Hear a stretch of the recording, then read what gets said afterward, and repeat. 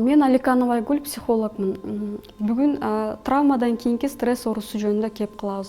Травмадан кийинки стресс оорусу жөнүндө кеп кылаардан мурун стресс жөнүндө айтып кетүү зарыл. Стресс бул адамдын организмине коюлуучу, талап коюучу кырдаал. Стресске жооп бул адамдын ошол кырдаалга болгон жообу. Стресс адамдын организмине кандай таасир берет? Нерв системасы коркунучка кабыл болгондо гормондорду иштетет. Ал гормондор мисалы үчүн жүрөктү тез иштете баштайт, тер чыгат, өзгөрө баштайт стресс учурунда. Стресс азайганда же болбосо коркунуч ситуациясы азайганда кайра эле баягы автономдук нерв системасы жүрөктүн согушун азайтат, пульс басаңдайт, бүт бардык процесстер басаңдайт. Демек, бул автоматтык түрдө башталып, автоматтык түрдө бүтөт. Буну адам контролдой албайт. Ошондуктан стресс учурунда адам организм өзү эле реакция берип, өзү жабыркап кете бериши мүмкүн. Травмадан кийинки стресс оорусунун белгилери кандай болот?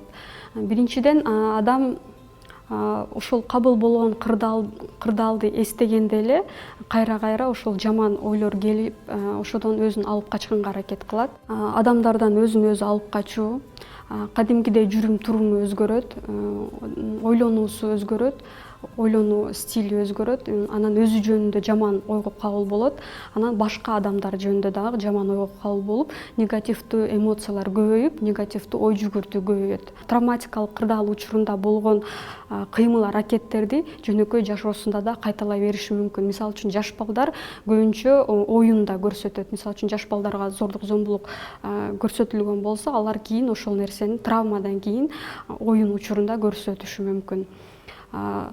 Эгер травмадан кийин, травматикалык кырдаалдан кийин 1 айдын ичинде бул белгилер пайда болсо, адам өзүн жаман сезип, депрессияга кирип кетип, негативдүү ойлор көбөйүп, жаман ойлонуп баштаса, буну биз курч стресс оорусу деп коебуз, же болбосо острое стрессовое расстройство.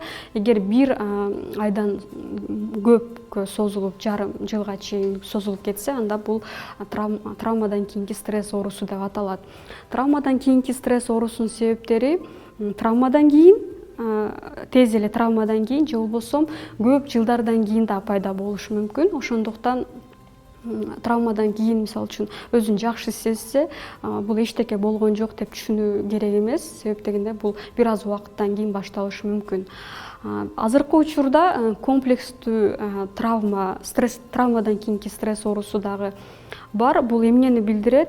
Комплекстүү травмадан кийинки стресс оорусу бул көбүнчө узак мөөнөттө болгон стресс кырдаалы. Мисалы үчүн көп учурда, мисалы үчүн зордуктоо болсо, узак учурда зордуктоо же болбосо узак учурда ата-эне балага жакшы мамиле кылбаса, мисалы үчүн уруп, ушундай жабыркаса, бала ошо травмага кабылды деп атайбыз да.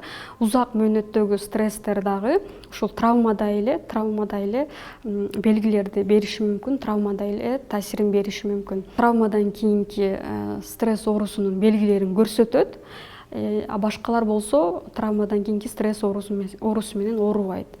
Көбүнчө буга бир 2-3 себеп бар. Биринчиси бул ошол адамдын өзгөчөлүктөрү. Мисалы үчүн терс ойлонгон адамдар көбүрөөк травмадан кийинки стресс оорусуна кабыл болушу мүмкүн.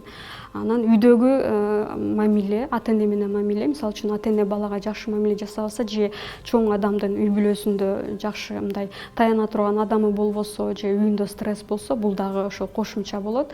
Үчүнчүсү бул нерв системанын типи, өзгөчөлүгү. Төртүнчүсү эксперименттердин, изилдөөлөрдүн негизинде жакыр жашаган үй бүлөлөр травмадан кийинки стресс оорусуна көбүрөөк кабыл болушу мүмкүн. Травмадан кийинки стресс оорусунун белгилерин байкасаңар, кандай жардам берүү керек же болбосо каяка кайрылуу керек? Сөзсүз түрдө жергиликтүү психикалык ден соолук борборлоруна кайрылуу зарыл. Эгер ошол айылда же болбосо ошол жерде психиатрлар жок болсо, анда азыр Бишкекте психикалык ден соолук борборлору онлайн консультация берет. Ошол мисалы үчүн онлайн консультация төмөндө айтылган контакттар менен кайрылып онлайн консультация алса болот. Психиатрлар белгилерди карап диагноз коет, дары жазып берет. Анан ошого кошо психотерапевт же болбосо психолог да кошо иштешип, ошол травмадан кийинки стресс оорусунан чыгып кетүүгө жардам берет. Бирок эч качан адам өзүнө өзү жардам берип же болбосо өзүн өзү дарылоо туура эмес деп ойлойм. Көпчүлүк учурда специалистке кайрылуу бул эң туура кадам болуп эсептелинет.